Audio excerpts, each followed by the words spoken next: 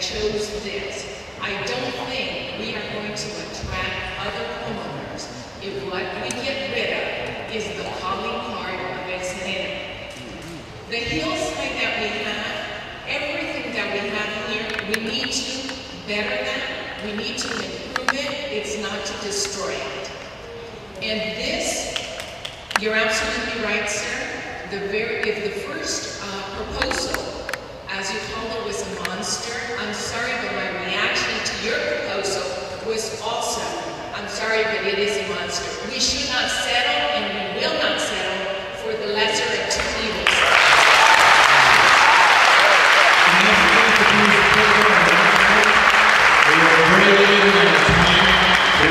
Please, I say thank you. I'm being nice. I'm fair, but I'm firm. Okay, there's a lot of people that want to be heard. So when you take over a minute, so we're going to be here just as long. Okay? So please keep it to a minute. Thank you. Good evening. I came to the meeting because I just found out about the development, and being a resident, I was concerned and I wanted to learn more. Didn't make a decision before I came. But during the presentation, I did feel that there was a lot of information missing, perhaps, from the developer that I would like to find out more, being that it's the first time I was exposed to it. My concerns are environmental concerns. My concerns are with variance, with changing the zoning, and also brings to mind having a real community plan for Sereno.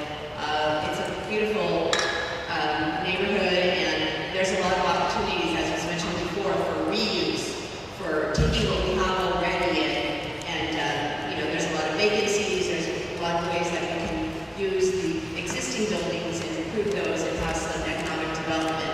So I just want to urge the council and the citizens to think of the bigger picture of what we want the community to look like and how developments such as this development fit into the overall plan for the community. So I would ask for that concern. Thank you. Thank you. Garcia, followed by R. Tanoka, Senior.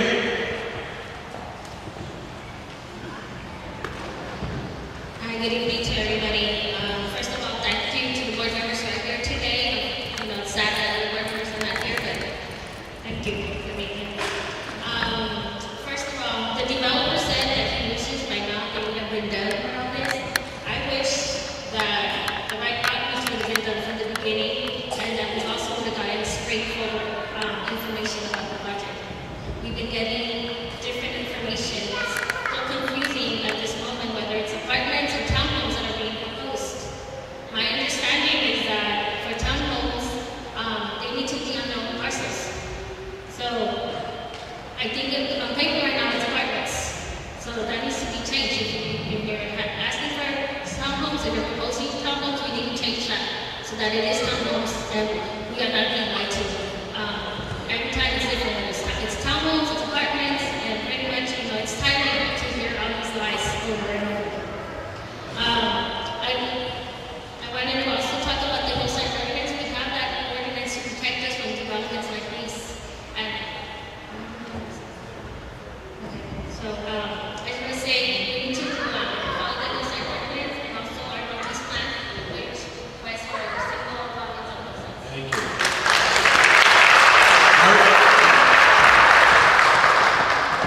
Followed by Hugo Garcia.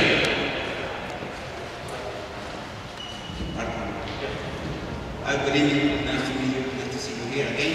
I have to be quick, so only have 1 minute. So I want to start with the police. The street where I live is a kind of alley. It's a nice place. In Rama Street, Rama place. Sometimes when I see vicious activity, I see some people doing drugs or having sex in front of my house, and I go to look for the police. I call the cops with 911, but then there is no law, there is no fighting, they don't say nobody. So what I do, I have to run to Barrio Boulevard, Huntington, and I have to look for the police to come to check out my place. Why not? This is solid because they didn't have the police. It's not going to be too much coverage. I'm going to lose another chance, so the police keep eye on the neighborhood. And it's Sereno. Now, okay, that's one reason I have. The police is going to be didn't know.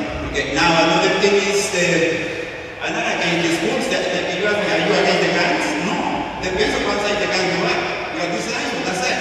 So you're in the school, where are you going to build the school? Behind my backyard? No, that's what I'm talking about. Thank you, I appreciate it. Hugo Garcia, followed by Sandra Salcedo. In case you didn't know, between the years of 2006 and 2010, we adopted the hillside zoning ordinance that was pushed because of Elephant Hill, the struggle for Elephant Hill, to protect our hillsides and some of the issues that have been brought up. We took students from Wilson High School who testified at Planning and Land Use Committee that was spearheaded by our Councilman Wizard, who helped push that ordinance. We need to fight to protect our hillsides. There's no two ways about it. They do that in other communities. We deserve the same thing. Where's the traffic study? In 1960, there was a 5-year-old boy killed outside of Farmville by a car when I was going to Farmville Elementary.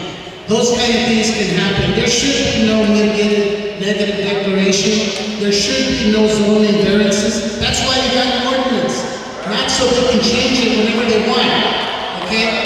So we as a community need to demand a full environmental review and call on our city council member Wizard to continue supporting the community and ask that they go against the project. Thank you.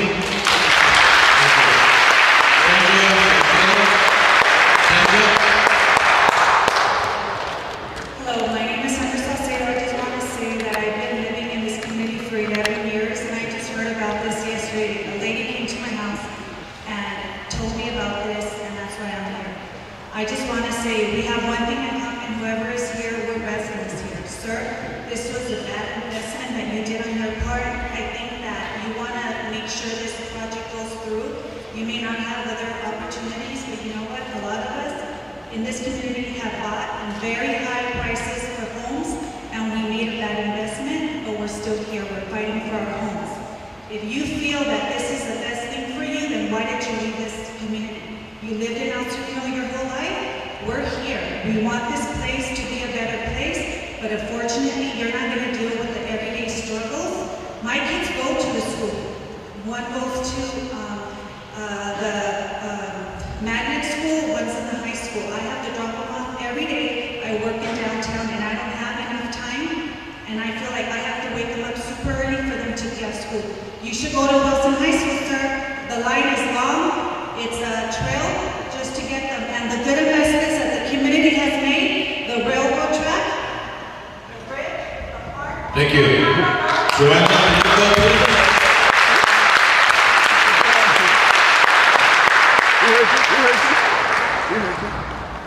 Good evening, everybody. My first concern is about kids. Our kids need to be safe, and this project is unsafe for them. Our kids, our pedestrians, our drivers, homeowners, we struggle every day, every single day, in the morning and the afternoon. Please, concern about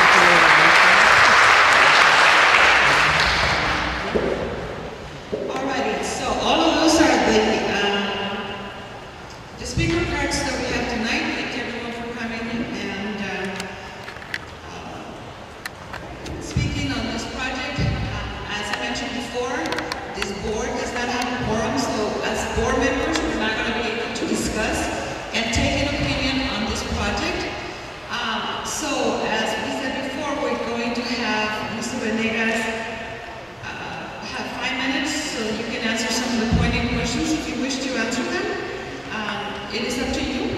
And to come up and clarify some of the points that some of the folks have here. And then at that point, we will close the meeting and have the council office, if they wish to, well, there was a question for the council office, so I don't know if one of you guys will be able to come up. Okay. So, Mr. Venegas?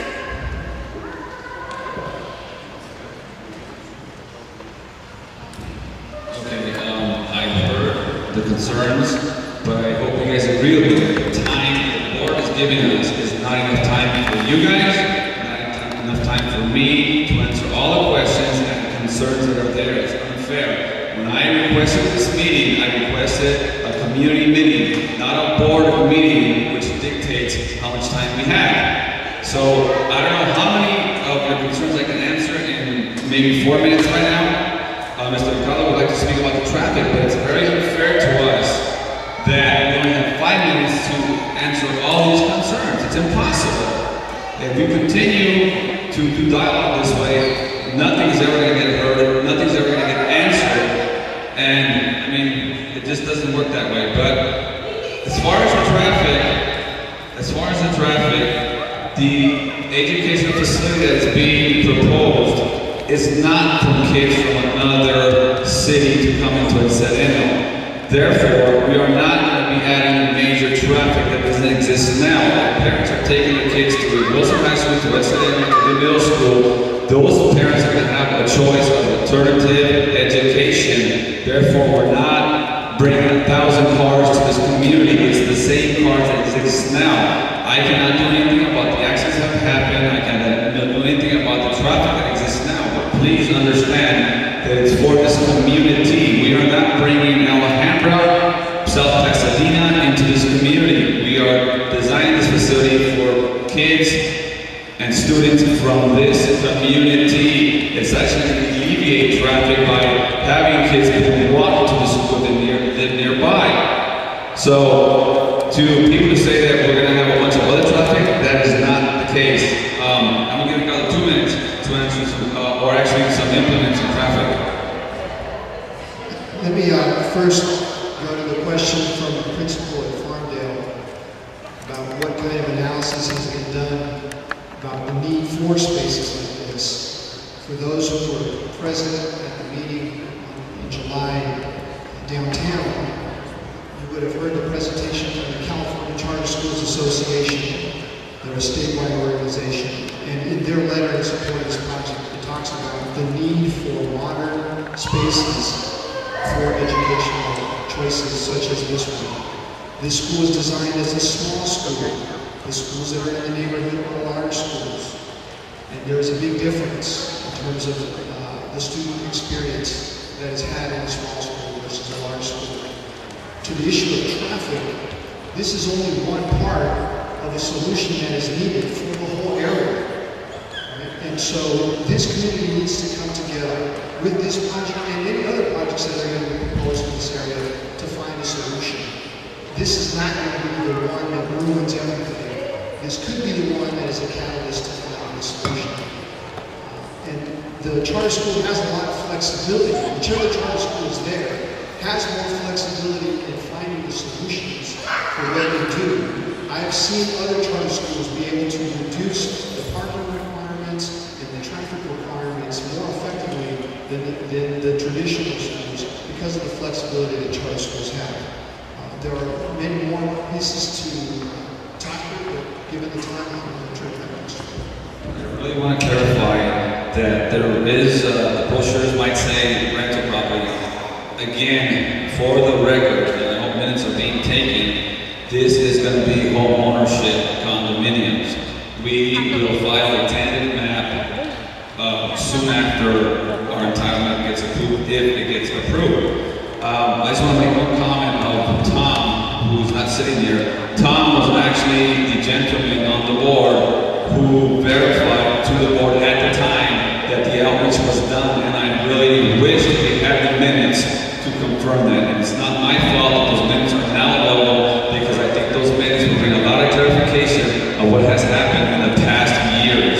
Do not hold me responsible personally for what the board or previous boards have not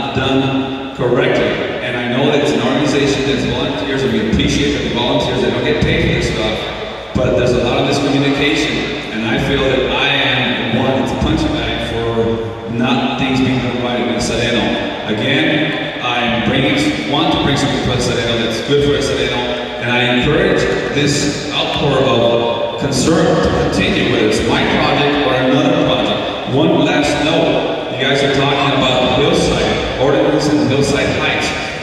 Please do the research. I urge you to do the research on what will happen on this hillside by right, present zoning being RD6. The height limits will be higher than what we have now. Please do the research. There will be higher buildings and it's by right. Please do the research.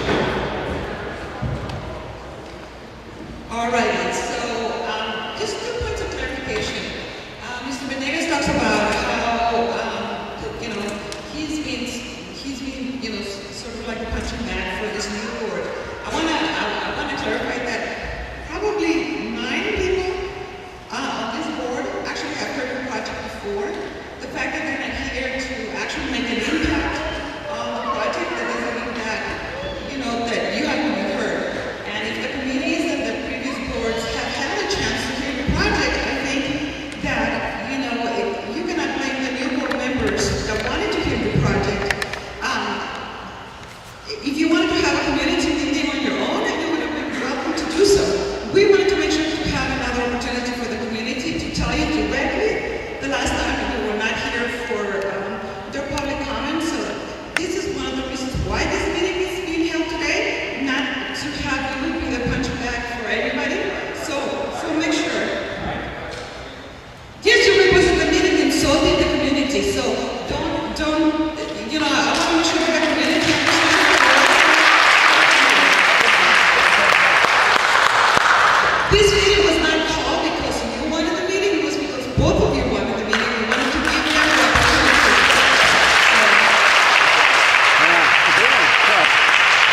We're going to have Kevin Apobio come up from the council office and answer the question that we had previously posed to the council office.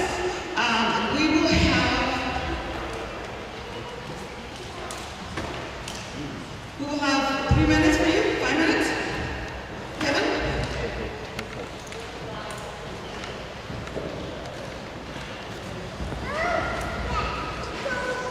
Hi, good evening. My name is Kevin Apobio. I'm the planning deputy for the council of And just so you guys know, the next step in the process is that this item will go for a hearing before the city planning commission, and that is agendized currently for August 8th, which is in just a couple of weeks. After that, the City Planning Commission makes a recommendation, which goes to the Planning and Land Use Management Committee, subcommittee of the City Council. That date is currently unagendized. After that, the Planning and Land Use Management Commission makes a recommendation for the full City Council. Because this is, it involves a zone change, that is a type of decision that has to be made on the council level. It's basically a policy decision that you're changing the zone of a particular area. So I can answer any of the questions that people have if you guys would. The City Planning Commission, August 8th, I'm not exactly sure on the specific time right now. I can definitely alert the members of the LA 32 board. So, right now we're hearing it's at 8:30, but we can confirm that.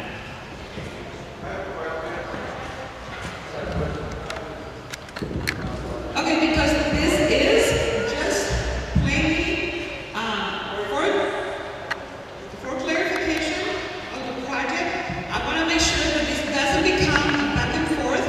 If you have a specific question, I will take 5 questions from the audience for the council office. 1, 2, 3, 4, 5. Thank you. Lucio?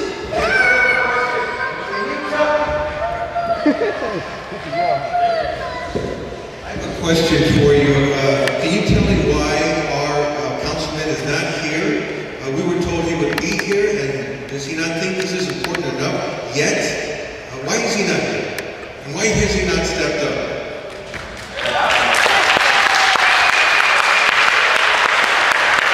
So, with regard to the council member's schedule, actually allows me or to speak. closer to that point.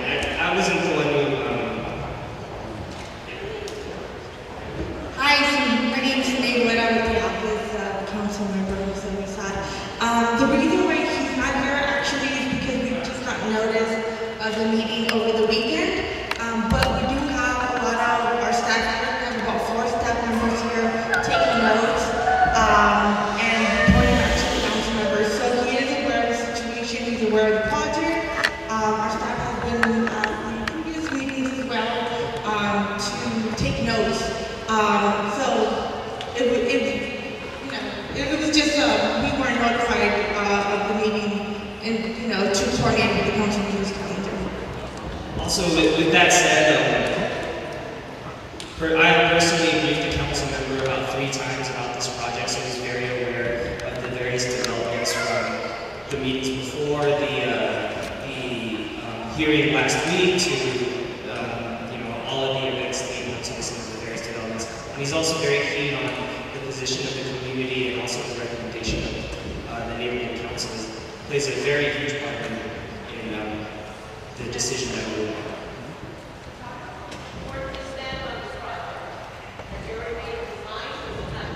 So we're currently right now, we feel there hasn't been enough dialogue between the community and the developer, which is exactly why we're in attendance tonight. You definitely want to hear from the community in order to inform the decision. There are some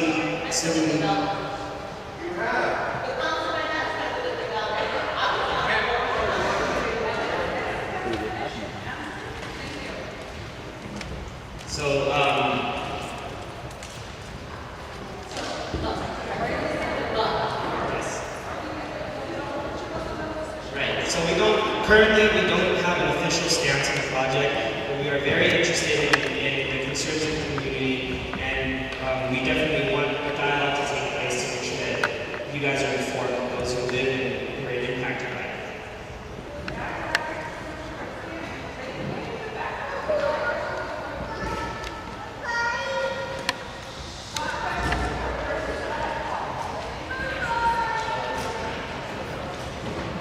I have a question to the council office.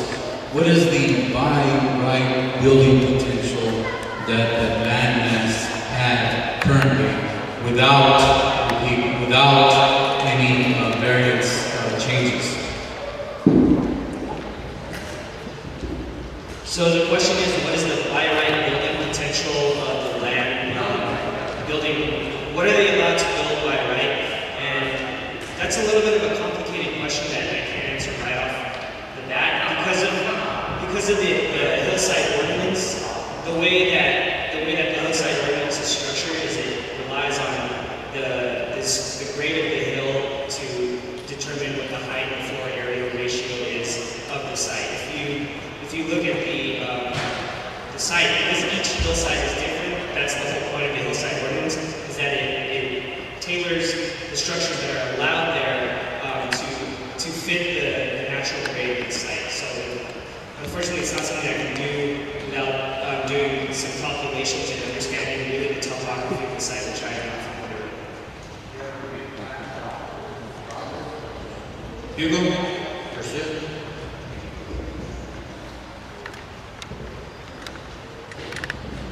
There's been a lot said about the hillside zoning ordinance, and I think it's important that the councilman's office clarify to the community the role of the council member in the development of the hillside zoning ordinance, because it would be very, very strange for him to go against the ordinance that we helped draft.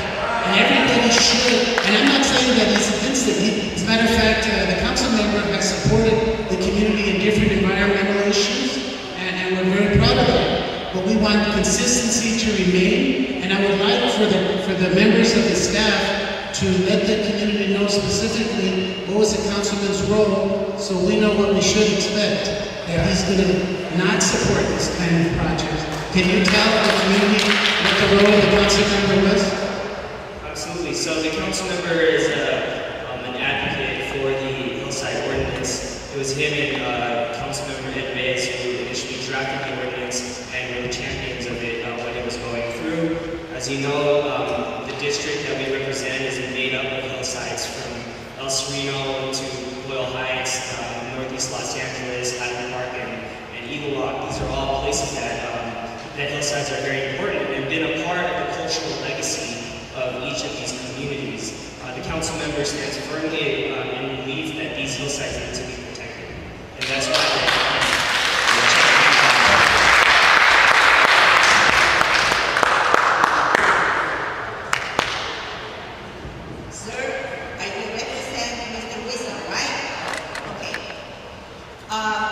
keep our zoning as a single home. No buildings, no apartments.